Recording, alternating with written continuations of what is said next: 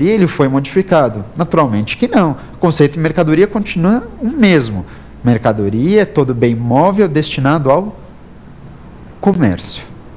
Sendo assim, isso significa dizer que não é sobre qualquer tipo de operação que incidirá o ICMS. Primeiro e mais importante, tem que ser bem móvel. Naturalmente, se você imagina o seguinte, pode ser até uma ideia, um exemplo quase que esdrúxulo, mas se você imaginar que uma imobiliária tem como sua mercadoria um terreno, uma casa, um apartamento, e quando uma imobiliária vende um terreno, uma casa, um apartamento, não pode vir a legislação do Estado, por exemplo, dizer que neste caso, isso para efeitos fiscais tem, na verdade, natureza de mercadoria. Interessante isso, né? Poderia a legislação tributária dizer ou interpretar que um bem imóvel, um terreno, uma casa, um apartamento, para uma imobiliária, tem conceito ou significa mercadoria para a legislação tributária estadual? Naturalmente que não. Por quê? Porque, na verdade, mercadoria é bem móvel destinado ao comércio. E uma casa, um terreno, um apartamento, naturalmente são bens imóveis. Você lembra muito bem que tem um dispositivo do CTN, neste caso é o artigo 110 do CTN, que deixa bem claro que conceitos do direito privado não podem ser modificados, alterados, reduzidos ou aumentados pela legislação tributária. Portanto, mercadoria no direito privado tem um conceito, no direito tributário tem que ter o mesmo conceito. Tranquilo? Agora vamos fazer uma segunda análise em relação ao conceito de mercadoria. Vou imaginar que você trabalha numa empresa, bem, que ela resolve trocar todo o seu ativo fixo, por exemplo. Vamos imaginar ela quer incrementar os seus computadores, quer trocar as máquinas que ela utiliza. Perfeito? Só que essas máquinas que até então ela pretende trocar, elas não estão, na verdade, quebradas, ou, enfim, não estão ruins essas máquinas. Elas podem ser utilizadas. É que o dono da empresa resolveu trocar esse ativo. Vamos imaginar, então, que o dono dessa empresa ele resolve vender todos esses computadores, revender esses computadores, que são o quê? Bens móveis. Ele resolve vender isso. Um comércio paralelo, um comércio de usados ou seminovos, como você preferir.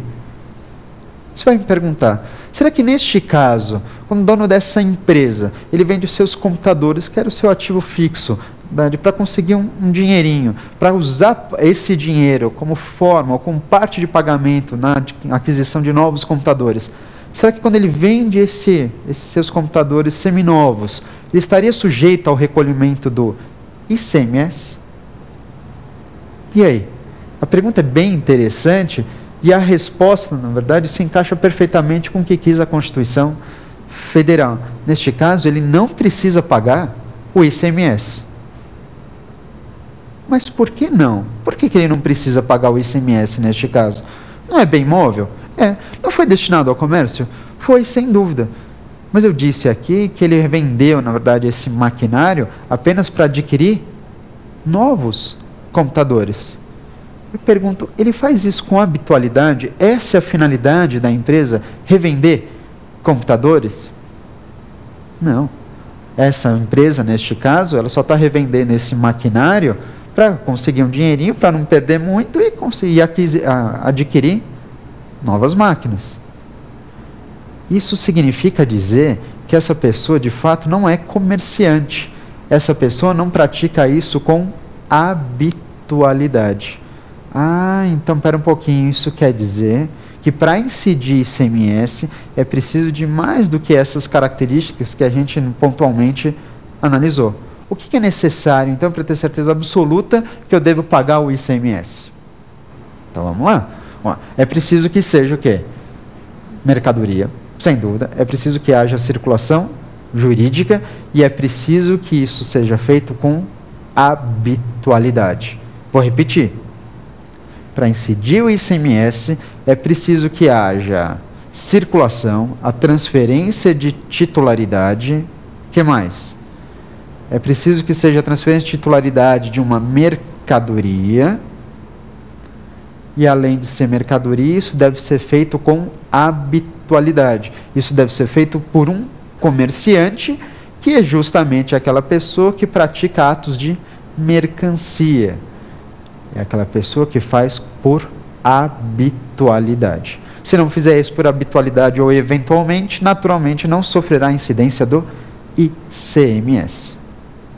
Perfeito? Ficou claro essa questão do principal fato gerador do imposto? Ótimo, tranquilo. Agora vamos lá. Vamos invadir os outros fatos geradores nesse primeiro momento. Bom, o outro que eu falei era a respeito de serviços. Existem serviços sobre os quais incide ICMS. Para quem está pensando, e talvez você tenha relembrado, mas sobre serviços, não existe um outro imposto? E esse imposto não seria um imposto de competência dos municípios? Neste caso não seria o ISS? É verdade. Quando você pensa em serviços, a rigor, você relembra do ISS, que é o imposto de competência dos municípios. Contudo, é verdade que sobre alguns serviços recai ICMS e não ISS. Espera aí, que história é essa então? ISS, ele recai sobre alguns serviços, ISS, recai sobre alguns serviços, exceto 3. O ISS, ele não pode incidir sobre o serviço de comunicação, ele não pode incidir sobre o serviço de transporte intermunicipal, nem sobre o serviço de transporte interestadual. Mas por que isso? Porque sobre comunicação, transporte interestadual e transporte intermunicipal incidirá o imposto de competência dos estados, exatamente o nosso tema do dia, o ICMS. Serviço de comunicação é ICMS, transporte interestadual é ICMS, transporte intermunicipal, ICMS.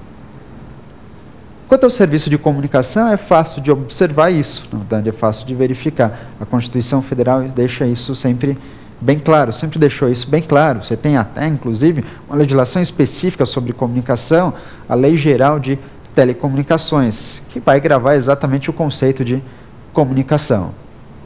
Mas em relação ao transporte interestadual e transporte intermunicipal, quando eu dispus dessa maneira, ou melhor, quando a Constituição falou em transporte interestadual e transporte intermunicipal, significa que incide ICMS sobre que tipo de transporte, ou melhor, transportar o quê?